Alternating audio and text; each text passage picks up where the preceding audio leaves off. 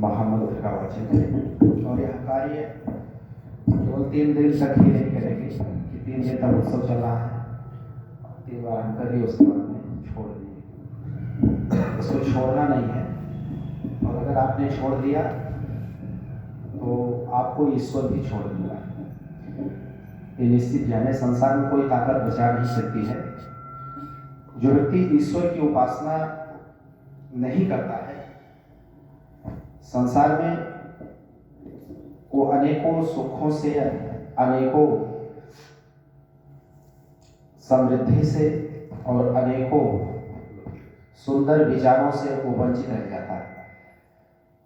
निश्चित रूप से सारे कार्य को विरमित करते हुए एक बार मेरे साथ में महामंत्र बोले, ओम भूर्भुवः स्वः तत्सवितुर्वरेण्यं भर्गो देवस्य धीमहि धियो यो नः प्रचोदयात्, धियो यो नः प्रचोदयात्।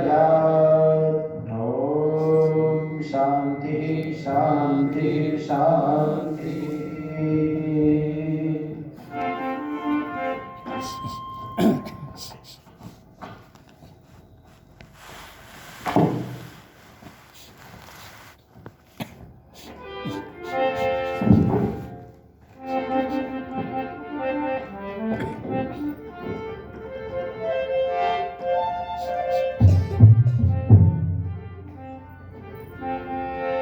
जिंदगी में हजारों से मेला जुड़ा है, मेला जुड़ा। जिंदगी में हजारों से मेला जुड़ा है, मेला जुड़ा। हंस जब जब उड़ा तो अकेला उड़ा, अकेला उड़ा, अकेला। हमारी बात बहुत ही पहली बार मुझे गाने के साथ में अवसर मिला, एक बार के लिए तालियां होती, बहुत सुंदर वादन करा कर रहे हैं।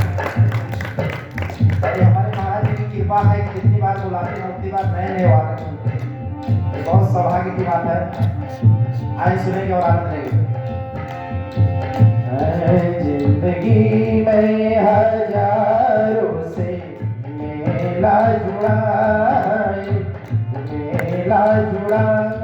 हंस जब जब उड़ा तो अकेला उड़ा, अकेला उड़ा, अकेला उड़ा।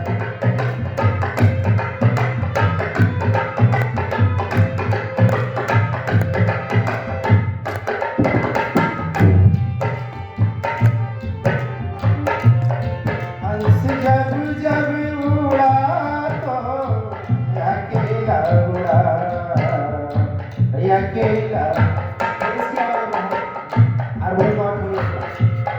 हारमोनियम जो है ये थोड़ी कमजोर हो गई है, तो मैं आपके बीच में थोड़ा दमदार होकर के बैठा हूँ, तो आवाज इसकी बढ़ा दें।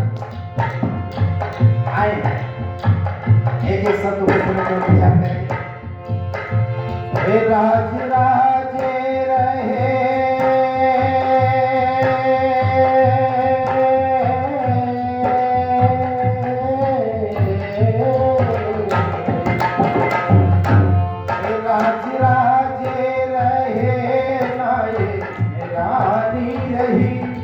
राज राजे रहे नाये रानी रही, ए बुढ़ापा रहा ना जवानी रही।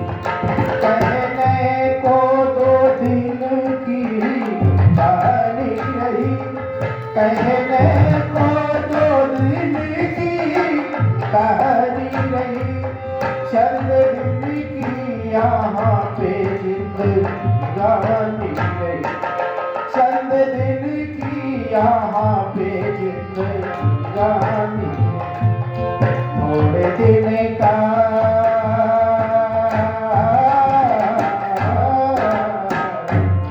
थोड़े दिन का जगत में मेला अकेला जुड़ा हंस जब जब उड़ा तो अकेला जुड़ा अकेला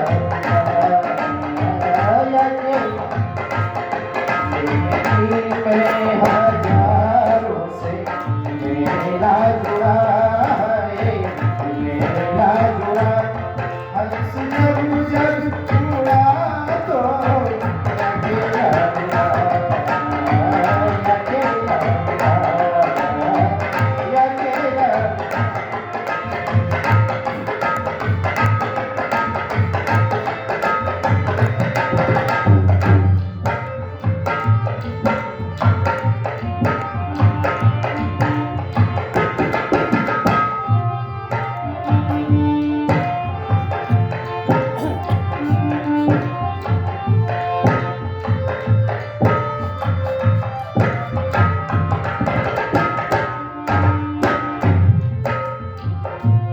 और क्या लिखा है कोठी बंगले खड़े रह गए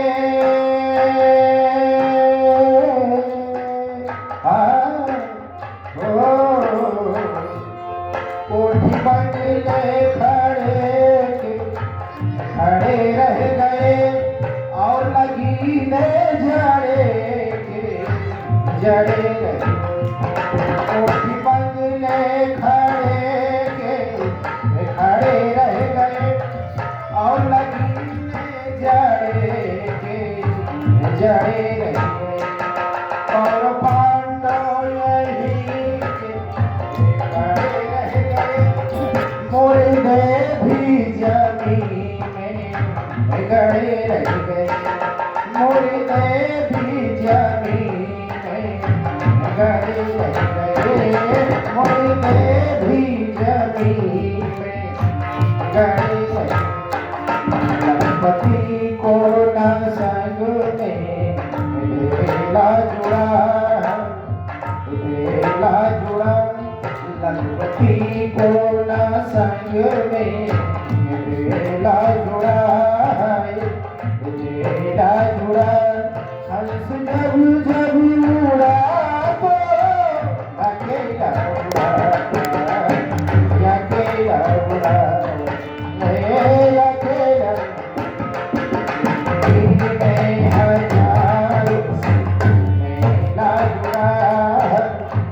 मेला जुड़ा हंस जब जब उड़ा तो अकेला उड़ा अकेला उड़ा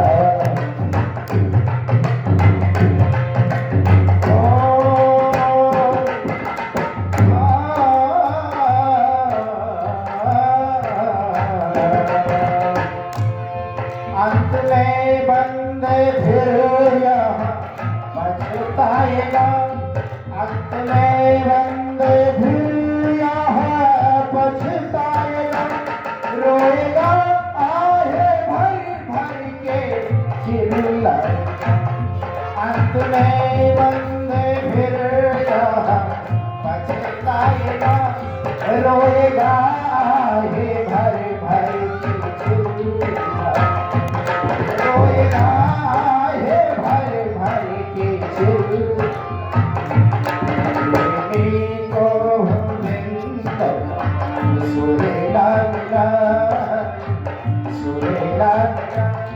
हंस जब जब उड़ा तो अकेला उड़ा अकेला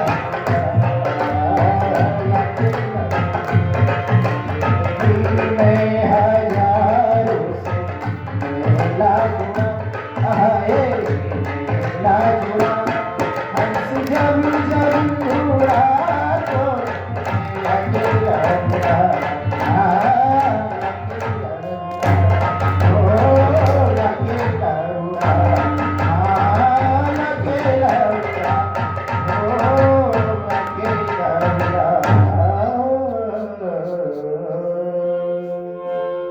आपको भजन अच्छा लगा बहुत अच्छा अगर आपका हाथ दूसरी जेब में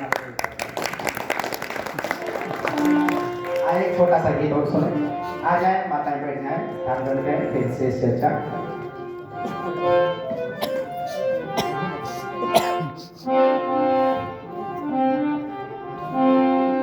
घर जला भाई का भाई से बुझाया न गया।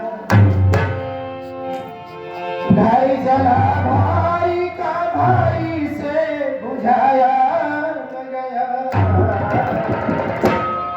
कौम के वास्ते दुख दर्द उठाया न गया। राष्ट्र के वास्ते दुख दर्द उठाया न गया। घर जला भाई का भाई से बुझाया न गया। कौम के वास्ते दुख दर्द उठाया न गया। राष्ट्र के वास्ते दुख दर्द घर जला भाई का भाई से बुझाया न गया। राष्ट्र के वास्ते दुख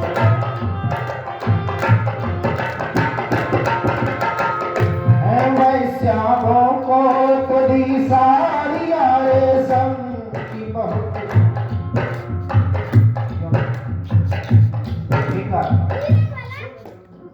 मैंने जो आपको गीत सुनाया मैं ठीक गा रहा हूँ, ठीक गा रहा हूँ।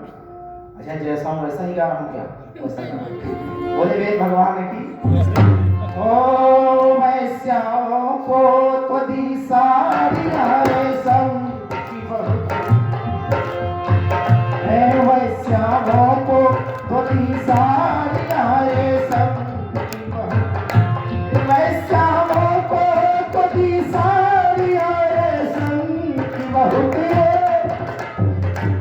वैश्याओं को तो दी सारी रेशम की बहुत। धोती जोड़ा किसी विधवा को पहनाया न गया। धोती जोड़ा किसी विधवा को पहनाया न गया। घर जला भाई का भाई से बुझाया न गया। कौम के वास्ते दुख दर्द उठाया न गया। घर जला भाई का भाई से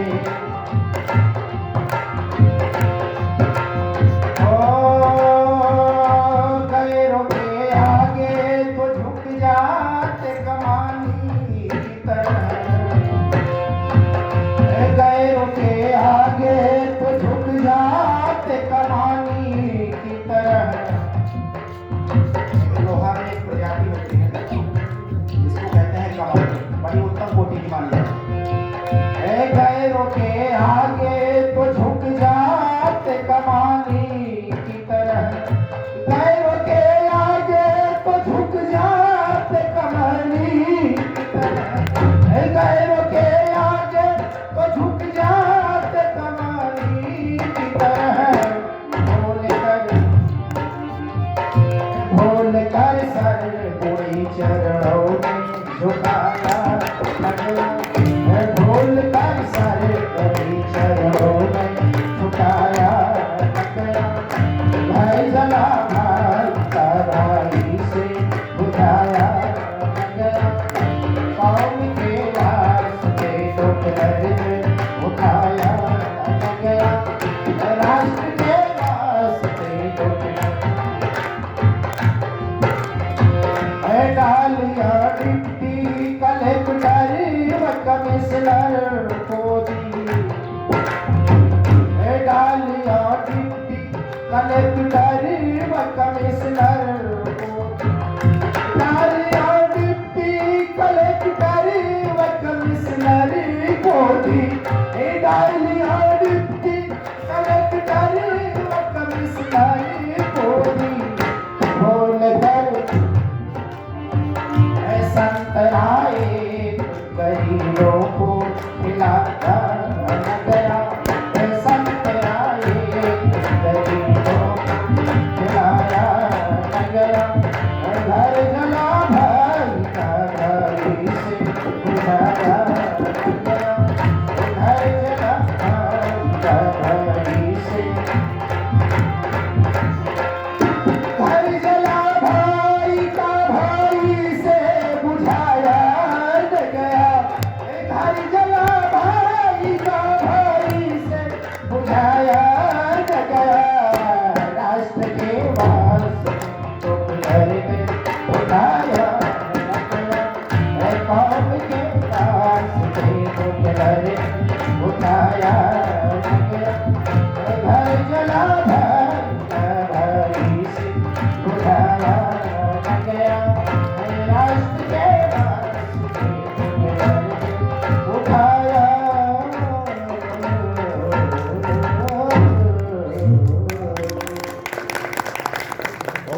बहुत सुंदर। इस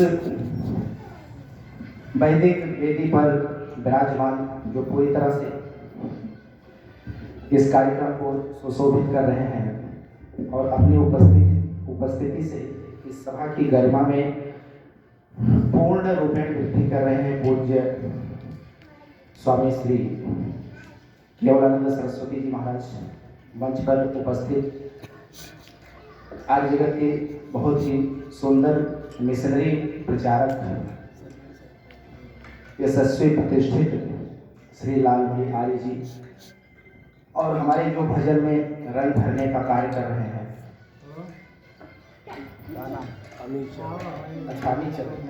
अमित चंद को अभी तक हम सुनते आज प्रत्यक्ष हो गए हैं। इस बार इनके लिए तालियां बजाइए।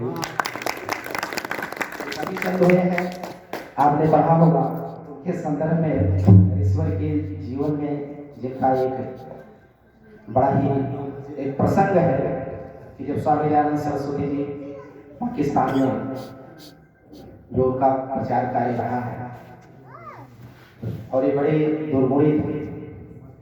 ऐसा कोई संसार में दुर्गुण नहीं था कि जो उनके जीवन में नहीं था और वो बड़े ही प्रतिष्ठित व्यक्तित्व थे उस अंग्रेजी शासन काल में। स्वामी जी का चित्र लगा हुआ है पीछे। शायद स्वामी जी महाराज ने भी कहा था कि तुम क्या हो, क्या कहा, तुम क्या हो, हीरा हो। हमेशा से क्या कहा था, तुम हीरा। और क्यों कहा था पता है? क्योंकि वो जो भजन तो गाते ही थे लेकिन जो उनके स्वर में जो मधुरता थी, जो मिठास थी, बड़ी ही अद्भुत थी, बहुत ही सुंदर थी। और उन्होंने जब महर्षि के सानिध्य में और जब महर्षि ने उनको स्थान दिया और जब उसने एक गीत को सुनाया, सब सुनते सुनते मंत्रमुग्ध हो गए। सब सुनते ही रह गए, ऐसा लगा कि सुनते सुनते शुद्ध हो गए। तब जाकर के स्वामी जी ने कहा था और बहुत लंबा उपदेश नहीं सुनाया। कुछ लोग कहते हैं कि आखिर कारण क्या है कि अमित चंद को केवल महर्षि ने इतना ही कहा कि तुम हीरा हो और कहाँ पड़े हो, कीचड़ में पड़े हो। इसी से उसका जीवन जो है उत्थित हो गया, परिवर्तित हो गया और वो अधर्म के पापाचार्य मार्ग को छोड़ करके पुण्य मार्ग पर आ गया, धर्म मार्ग में आ गया। बस इतना ही स्वामी जी ने कहा तुम हीरा हो, कीचड़ में पड़े हो और उसका जीवन परिवर्तित हो गया। सब लोग जानते हैं कोई नई चीज नहीं होती, सब स्वाध्याय से हो गए। और आपने कई बार सुना दिया, स्वामी जी ने इतना ही कहा तुम हीरा हो, कीचड़ पर, वो बदल गया। लेकिन जब स्वामी जी महाराज जोधपुर जाते हैं और लगभग 1 महीने तक जोधपुर नरेश के राज्य में रह करके स्वामी जी महाराज ने उपदेश प्रदान किया, लेकिन राजा नहीं सुना। चिंतन करिएगा, ये वैदिक मंच है और वैदिक कुछ लोग कहते हैं माता बहन इधर जाके बातचीत न करें, इधर ध्यान दीजिए, हाँ जी इधर सामने देखिए, टीवी सामने चल रही है, अंदर देखिए, बिल्कुल सामने देखेंगे तो तभी कुछ बातें समझ आएगी। आज दिन हर व्यक्ति सुनाना चाहता है, हर व्यक्ति समझाने में ही लगा हुआ है। आप देखिए कोई समझना नहीं चाहता। मैं बहुत बोलना पसंद नहीं करता हूँ, मैं जितना सुनने में आनंदित होता हूँ आजकल उतना बोलने में मुझे वो आनंद नहीं आता। ये तो आप लोगों ने अवसर दिया है, इसलिए मैं आपके बीच में थोड़ा सा उपदेश करने के लिए बैठा हूँ। नहीं तो मैं सुनता बहुत ध्यान से, मैं किसी के बीच में बोलता नहीं हूँ।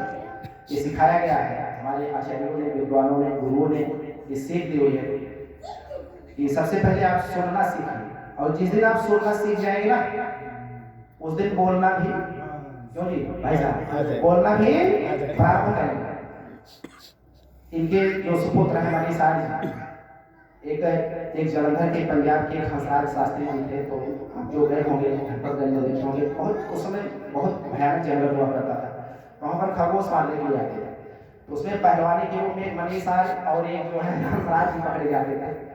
तो 4-5 लोग आए, खरगोश पकड़ रहे थे, मुझसे देखा नहीं गया, मैंने आकर के ललकारा और लगभग उस समय 85 विद्यार्थी रहा करते थे और सब लोग कूद पड़े, बोले इस क्षेत्र में कोई भी खरगोश को पकड़ नहीं सकता, कहीं 4 लोग छीन लिए। दोबारा उसके अंदर आज तक कोई खरगोश पकड़ने के लिए नहीं आता है। आप करना तो प्रारंभ करें। मैं आपके बीच में क्या सुना रहा था? अमित चंद। कह रहे हैं कि स्वामी जी महाराज ने कहा कि तुम हीरा हो, कीचड़ में पड़े हो, और अमी चंद्र परिवर्तित हो गया और अनेकों भजन उसने नहीं गाए, और उनके गीत को गाने में मेरी हिम्मत नहीं पड़ती, मैं गा सकता। पूरी ईमानदारी से बता दूं, मैं नहीं गा पाता उनके गीत को। गाने को आप जैसे मर्जी वैसे गा दीजिए, वो अलग बात है, लेकिन जिस अंदाज में, जिस स्वर और छंद में जो उन्होंने लिखा है, वो क्लासिकल संगीत की बड़े मार्बल के विद्वान थे। आज मैं संगीत गाऊं उस प्रभु के धन्यवाद। अनेकों गीत लिखे हैं, उनके गीत को बहुत कम लोग हैं गाने वाले, लेकिन स्वामी जी महाराज जब जोधपुर में पहुंचे, राजा को आता है उनके ऋषि गाथा में कि स्वामी जी ने अनेकों प्रयत्न किए राजा को सुधारने का, लेकिन फिर भी चाल चलन बदल नहीं। कारण क्या? आप चिंतन करें। मेरे ये कुर्ता पहना है, आप लोगों ने वस्त्र धारण किया हुआ है। एक दिन अगर आप पहन करके धोलेंगे तो आपका वस्त्र साफ होगा कि नहीं? हो सकता है सर्फ और साबुन में लगाए फिर भी साफ हो जाएगा कि नहीं? साफ हो जाएगा। एक दिन अगर पहन करके आप धुलेंगे, अच्छा 2 दिन पहन करके धुलेंगे तब क्या होगा? मेहनत थोड़ी अधिक ज्यादा करनी पड़ेगी, क्योंकि 2 दिन पहन करके धुल रहे हैं। और अगर 5 दिन पहन करके धुलेंगे तब क्या होगा? और ज्यादा मेहनत करनी पड़ेगी। और 10 दिन तक ही ना धुले, 11वें दिन जब आप धुलेंगे तो फिर वो पानी और साबुन से नहीं बल्कि उसे लगभग 150 सेंटीग्रेड पे पानी को उबालना पड़ेगा, और फिर उसके बाद में बहुत मशक्कत के बाद आपका वस्त्र, आपका कुर्ता साफ होगा। ये जो आज आप देख रहे हैं ना, संस्कारों के नाम पे, अभी हम गए थे एक विवाह में, हमारे सुल्तानपुर में, क्षमा करिए सुल्तानपुर में नहीं कहता हूँ, उस भवनपुर हमारे सुल्तानपुर का नाम। अभी हमारे यहाँ ऐसा प्रचलन नहीं, मैं नहीं देखा, लेकिन आपके इधर बलिया और बिहार के क्षेत्रों में प्रचलन हो गया कि लड़कियों को बुला कर करना चाहिए। ये दुर्भाग्य है। आप चिंतन तो करें, संस्कारों के नाम पे क्या क्या परोसा जा रहा है। लड़कियों को बुलाते हैं और आराम शराब गाने, उल्टे अश्लीलता से युक्त बजाया जा रहा है। और क्षमा करिएगा श्रीमान जी, कोई अंतर नहीं आर्य परिवारों में होगे कोई ऐसे महानुभाव, मैं उनकी बात नहीं कर रहा हूँ, इक्का दुक्का लोग, लेकिन जब देखा जाता है, आप तुलना करके देखिएगा तो बहुत भिन्नता नहीं दिखाई पड़ती। जो गाने, जो संगीत, वैसे जो आर्य समाज के भीतर जो परिवार हैं, उन परिवारों में जो बजते हैं वही सब हमारे परिवारों में बजते जा रहे हैं, और वही नृत्य हो रहा है, वही लड़कियां नाच रही हैं। और क्षमा करिएगा माता और बहनों, मैं गीत सुनाने के लिए बस चल रहा हूँ, लेकिन इतना निवेदन करूंगा, अभी तो मैंने देखा एक वीडियो आया है बिहार का, वहां पर लड़कियां नाची, और नाचने के बाद में क्या हुआ हम इसमें से नहीं कह सकते। आप कैसा माहौल दे रहे हैं, चिंतन तो करें। आप कैसा परिवेश, लोग कह रहे हैं बच्चे बिगड़ रहे हैं, बच्चियां बिगड़ रही हैं। श्रीमान जी, बच्चे और बच्चियों को तो जाने दीजिए, सबसे पहले तो हम और आप सुधर जाए, बच्चे और बच्चियां अपने आप परिवर्तित हो जाए। ऐसे गीत संगीत हमारे संस्कारों में, हमारे परिवारों में, मैं तो ये कहता हूँ नहीं बजना चाहिए। आप कोशिश तो करें, जितने भी लोग यहाँ पर बैठे हैं, कोई आवश्यक नहीं है कि उनके विवाह में 25,000 का पटाखा फोड़ा गया, उनके विवाह में क्या नाम 30,000 का डीजे बजा था, उनके विवाह में जयमाल स्टेज में जो है 1.5 लाख रुपए लगाया गया था। हमारे में होना नहीं, बिल्कुल नहीं होना चाहिए। उनका विवाह रात में हुआ था, हमारा भी होना चाहिए। लोग कहते हैं परिवर्तन नहीं लाए, परिवर्तन आप लाना नहीं चाहते, आप अपने कर्म में नहीं लाना चाहते। आखिर इस आर्य समाज को स्थापित होने लगभग 150 साल व्यतीत होने के लिए जा रहा है। जो स्वामी जी आर्य समाज को स्थापित हुए, नहीं इसकी नहीं मैं बात कर रहा हूँ, आर्य समाज को स्थापित हुए लगभग 150 वर्ष व्यतीत होने के लिए जा रहा है। जो स्वामी जी ने जो नियम दिया था, जो संदेश दिया था, आप कितना रूपालित कर रहे हैं, कितना जीवन में हमारे और आपके पहुंच रहा है, इस पर विचार करना है, चिंतन करना पड़ेगा। अगर आज दिन हमारे समाज में कहीं ना कहीं से शिथिलता, मैं यही बात नहीं कर रहा, अगर ये इस परिस्थिति पर और इस ढांचे पर पहुंचे हुए हैं, तो वास्तव में विचारने प्रश्न, चिंतन करना पड़ेगा, मनन करना पड़ेगा। उसके दोषी कोई और नहीं, हम ही हैं, हम ही हैं कहीं ना कहीं से। और एक बात और आपको बता दूं, कहते हैं कि सुनाए किसे कोई सुनता नहीं और सुनता है तो बोलता नहीं है। एक चौधरी साहब थे, घोड़ा लेकर के जा रहे थे, घोड़ा प्यासा, वही चैत महीना लग चुका है, घोड़ा प्यासा हो गया और चौधरी साहब को प्यास लग गई तो गए एक जगह रहट चल रही। हमने आज तक रहट नहीं देखा, गूगल करते दिखाएगा, आप लोगों ने देखा होगा रहट कैसे चलती है।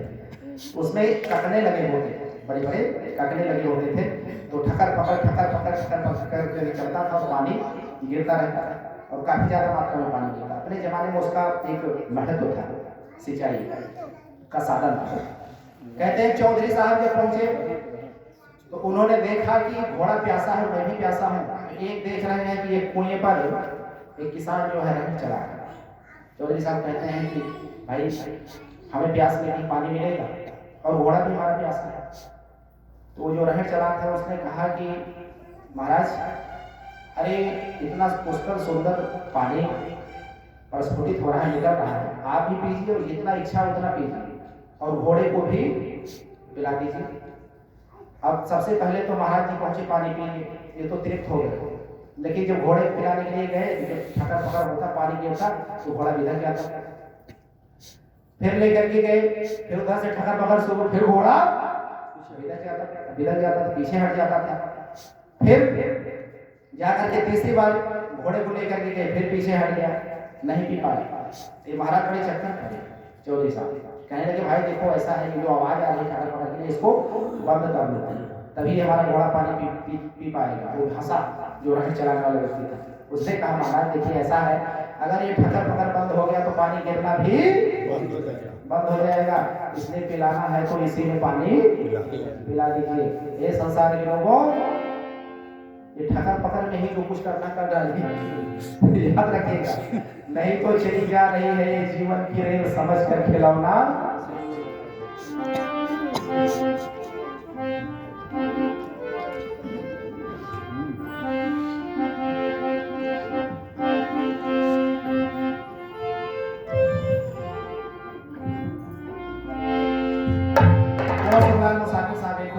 आर्य समाज के बड़े ही मूर्धन्य विद्वानों ने लिखा है और हमारे शास्त्र भी कहते हैं मनुष्य जीता है। कौन जीता है? भगत सिंह का, राम को देखिए, कृष्ण को देखिए, क्रांतिकारियों को देखिए, बहुत कम उम्र में ये लोग बेचारे ये लोग चले गए, लेकिन भले ही 23 साल 24 साल के रहे हैं, लेकिन ये लोग जी करके कि नहीं, उन्हीं की तपस्या से आप भी जी रहे, हम भी जी रहे। हाँ, आप भी जीवित हैं, वो भले ही शरीर से ना हो, लेकिन कर्म से अभी भी जीवित है। कह रहे हैं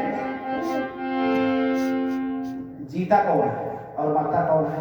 कुंवर साहब मुसाफिर साहब ने चंद लाइनों को लिखा, सुनिएगा।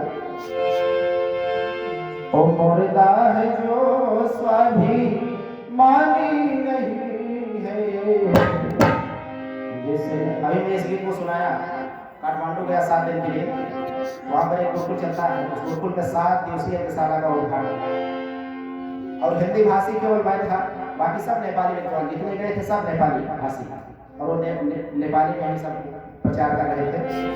मैंने इस गीत को सुनाया, कहने लगे सुखलाल मुसाफिर, ऐसे ऐसे गीतों को गाने वाले भी धीरे धीरे कम होता, तो फिर भी तभी पर गीत सुना जा रहा है। वो मुर्दा है जो स्वाभिमानी नहीं है, जिसमें साकिया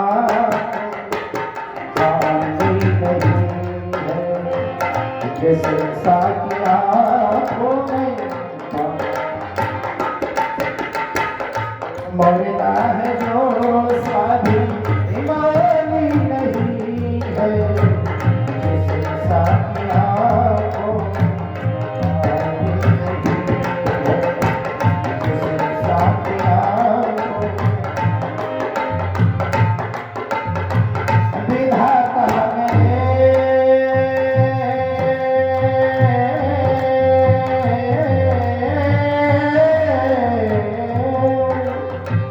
विधाता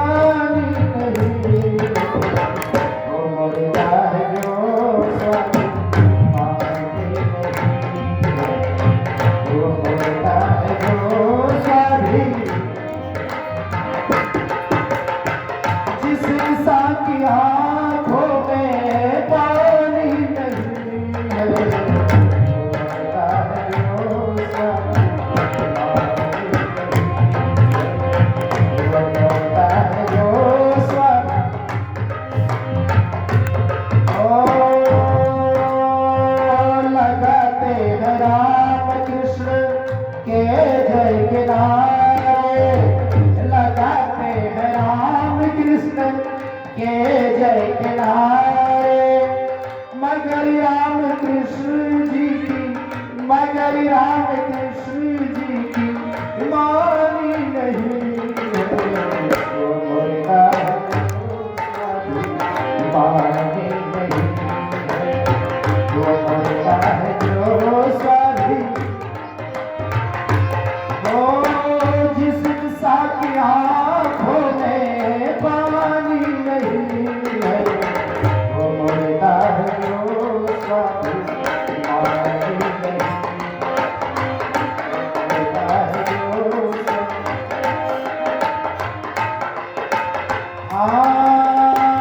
बुजुर्गो हकीकत बयां कर रहा है, बुजुर्गो हकीकत, बुजुर्गो हकीकत बयां कर रहा है।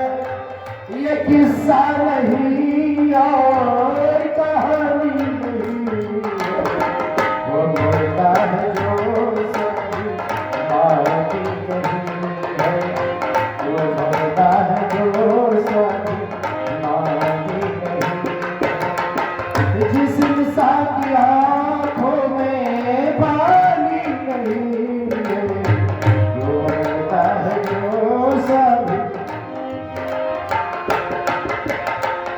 उठेंगे तो उठा बन कर उठेंगे, उठेंगे तो तूफान बन कर उठेंगे।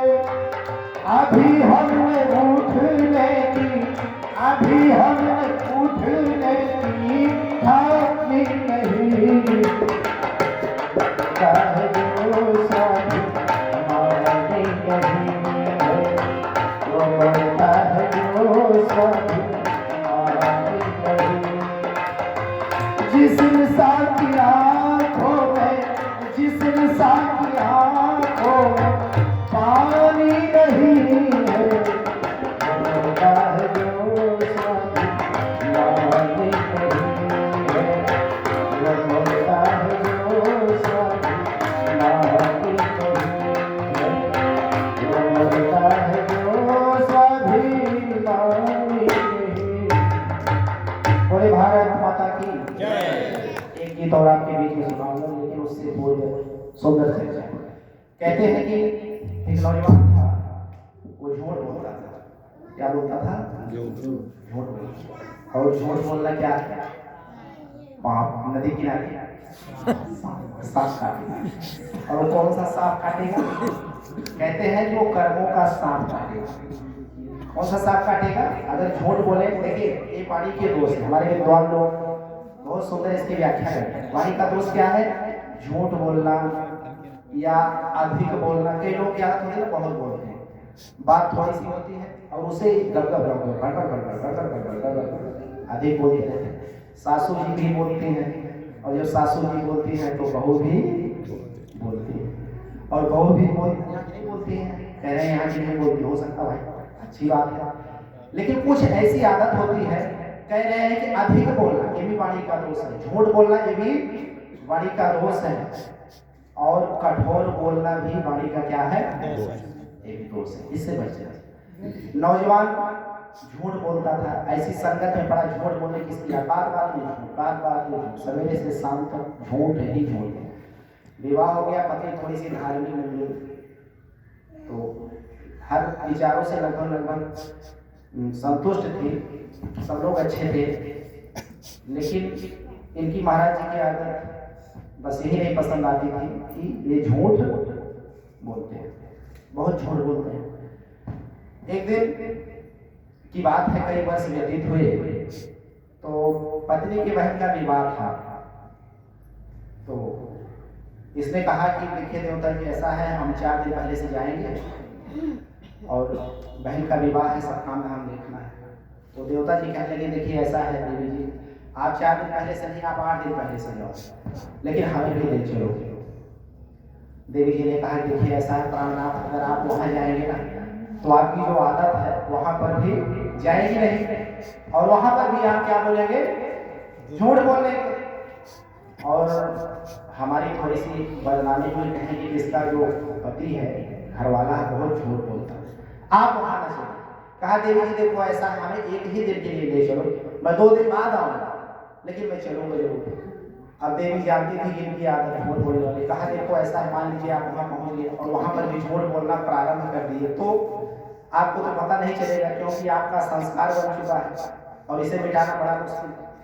अगर आप झूठ बोलना वहां प्रारंभ करेंगे तो आपको पता कैसे चलेगा, कुछ इसका रास्ता निकालना चाहिए। तो देवी जी ने कहा कि देखो ऐसा है, अगर आप वहां पर झूठ बोलना जैसे ही प्रारंभ करेंगे तो मैं खांसूंगी 3 बार, तो आप सावधान हो जाए। कहा ये जुआ अच्छा है, जैसे ही मैं झूठ बोलूं बस तुरंत तुम खांसना शुरू कर देना, मैं तुरंत जो है सजग हो जाऊं, सुधार। कहते हैं कि देवी जी पहुंच गई। 8 दिन के पहले से 2-3 दिन बीता, श्रीमान जी पहुंच गए। साधु माता जी ने बिठाया बड़े सम्मान पूर्वक, और बिठाने के बाद जब जलपान मिठाई उठाई खिला रही थी तो उन्होंने कहा, सासू माता जी ने कहा कि भैया एक बात बताओ कि ये तो जो ज्ञानमती है पहले ही चली आई, आपको भोजन बनाना पड़ा होगा। कहा रे माता जी भोजन हम सब बना लेते हैं। कहा भोजन तो बना लेते हो बेटा, लेकिन बर्तन मांजने पड़े होंगे। कहा बर्तन भी मांज लेते, कोई दिक्कत की बात नहीं। कहा साफ सफाई करनी पड़ी होगी। कहा ये सब हमारे बाएं हाथ का है, ये सब हम कर लिए। बस एक घटना गांव में घट गई। अब जब घटना का नाम लिया तो सामने देवी जी बैठ करके रोटी पका रहे थे। उसने सोचा अब, क्योंकि वो जानती थी ये अब ये झूठ बोल रहे। कहा बस एक घटना माता जी घटी कि एक बंदर आ गया, उसकी पूंछ जो थी वो 100 फीट लंबी थी। कहा 100 फीट लंबी। फिर जाकर के जब सुना कि 100 फीट पूंछ लंबी थी तो इनकी पत्नी ने वहीं से खांसा दिया।